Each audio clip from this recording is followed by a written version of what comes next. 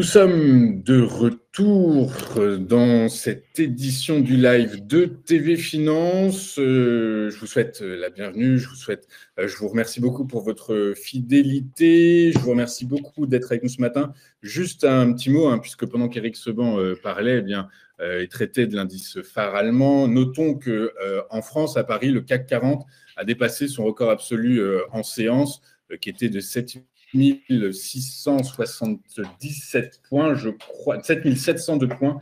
Et à l'heure à laquelle on se parle, il est à 7738 points. Voilà, donc plus nouveau record absolu pour l'indice phare parisien en séance dans cet environnement. Donc, euphorique, c'est clairement de l'euphorie.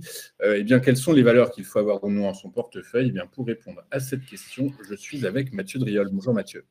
Bonjour Louis-Antoine.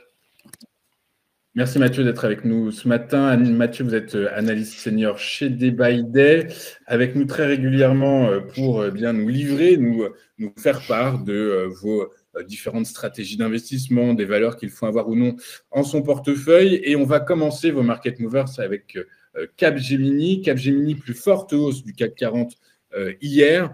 Est-ce que c'est un mouvement qui pourrait, selon vous, sortir Capgemini de sa torpeur baissière et voir éventuellement inverser la tendance? Alors, torpeur baissière quand même depuis le mois de novembre, Capgemini est quand même plutôt bien orienté.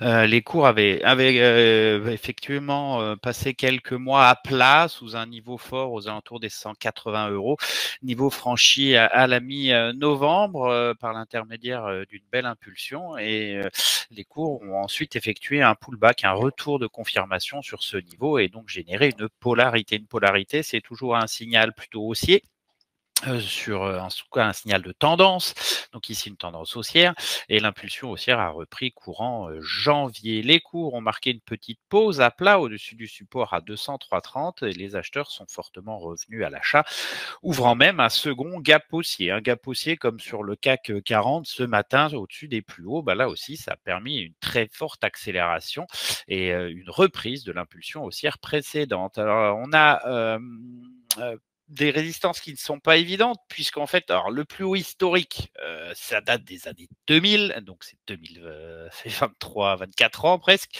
c'est 256,54. Entre les deux, on peut calculer des extensions de Fibonacci. On en a une proche à 219,20, mais elle ne devrait pas être suffisante, c'est 242 la suivante.